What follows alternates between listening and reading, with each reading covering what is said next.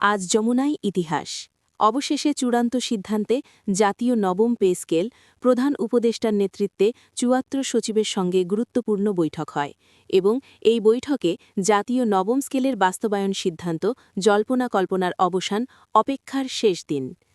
আসসালামু আলাইকুম প্রিয় দর্শকবৃন্দ, আজকের এই ভিডিওটি শুধু একটি সংবাদ নয়, আজকের দিনটি বাংলাদেশের সরকারি কর্মচারী ও কর্মকর্তাদের জীবনে একটি যুগান্তকারী অধ্যায়ের সূচনা।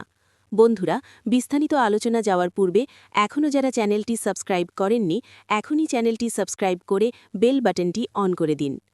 আজ যমুনায় প্রধান উপদেষ্টার সরাসরি নেতৃত্বে দেশের প্রশাসনের সর্বোচ্চ স্তরের ৭৪ জন সচিবের সঙ্গে অনুষ্ঠিত হয়েছে একটি অত্যন্ত গুরুত্বপূর্ণ বৈঠক।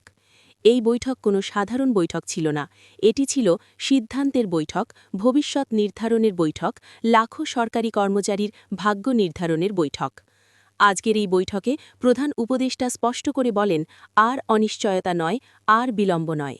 সরকারি কর্মচারীদের দীর্ঘ ক্লান্তি আজ শেষ করতে হবে। ৭৪ জন সচিব একে একে তাদের মতামত তুলে ধরেন। জীবনযাত্রার ব্যয়, বাজার দর, কর্মচারীদের ক্ষোভ, প্রশাসনিক স্থিতিশীলতা সবকিছু বিচার বিশ্লেষণ শেষে আজ একটি ঐক্যমত্যে পৌঁছানো হয়। সেই ঐক্যমত্যের ফলাফল জাতীয় নবম পে স্কেলের চূড়ান্ত অনুমোদন, ১৭ই ডিসেম্বর পূর্ণাঙ্গ কাঠামো প্রকাশ। আজকের এই বৈঠকের মাধ্যমেই কার্যত শেষ হয়ে গেল দীর্ঘ প্রতীক্ষা, আন্দোলনের আশঙ্কা এবং কর্মচারীদের মানসিক চাপ। ১৭ই ডিসেম্বর আর সাধারণ তারিখ নয়, এই দিন সরকারি কর্মচারীরা পাবে তাদের ন্যায্য স্বীকৃতি, নতুন বেতন কাঠামোর গেজেট প্রকাশ হবে, অনিশ্চয়তার জায়গায় আসবে স্থায়িত্ব। এই একটি সিদ্ধান্তে লাখো পরিবার নতুন করে স্বপ্ন দেখতে শুরু করেছে। জাতীয় নবম পে স্কেল চূড়ান্ত কাঠামো এক নজরে। বেতন নির্ধারণের অনুপাত 11.4 রেশিও, যা আগের সব পে স্কেলের তুলনায় বেশি বাস্তবসম্মত। মোট গ্রেড ১২টি গ্রেড, সহজ, স্পষ্ট ও প্রশাসনিকভাবে কার্যকর।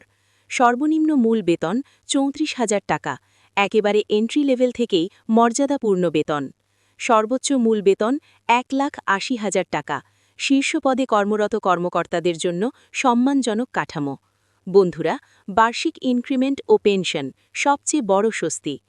বার্ষিক ইনক্রিমেন্ট ৭%, নিশ্চিত ইনক্রিমেন্ট, কোনো অস্পষ্টতা নেই, কোনো অনিশ্চয়তা নেই। পেনশন ব্যবস্থা শেষ মূল বেতনের ১০০% পেনশন। এটি একটি ঐতিহাসিক সিদ্ধান্ত, যার ফলে অবসর মানে আর অনিশ্চয়তা নয়, বরং নিরাপদ জীবন। এই নবম পে স্কেলকে আলাদা করেছে এর ১২টি শক্তিশালী ভাতা কাঠামো। ১.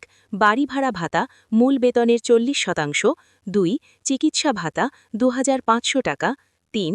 যাতায়াত ভাতা ২,০০০ টাকা, ৪. মোবাইল বা যোগাযোগ ভাতা ১,৫০০ টাকা, ৫. শিক্ষা সহায়তা ভাতা প্রতি সন্তান ১,০০০ টাকা, ৬. দায়িত্ব ভাতা ৩,০০০ টাকা, ৭. বিশেষ এলাকা ভাতা ৫,০০০ টাকা, ৮. ঝুঁকি ভাতা ২,৫০০ টাকা, ৯. উৎসব ভাতা বছরে ২টি, মূল বেতনের সমপরিমাণ, ১০. আপ্যায়ন ভাতা ১,২০০ টাকা, ১১. প্রশিক্ষণ ভাতা ২,০০০ টাকা, ১২. পরিবার কল্যাণ ভাতা ১,৫০০ টাকা। সব মিলিয়ে একজন কর্মচারীর বাস্তব মাসিক আয় উল্লেখযোগ্য হারে বৃদ্ধি পাবে। এই পে স্কেল কেন আলাদা, কেন ঐতিহাসিক? বাস্তব বাজার দর অনুযায়ী বেতন, কর্মজীবনের শেষে ১০০% পেনশন, ভাতা কেন্দ্রিক জীবনযাপন সহায়তা, প্রশাসনের স্থিতিশীলতা।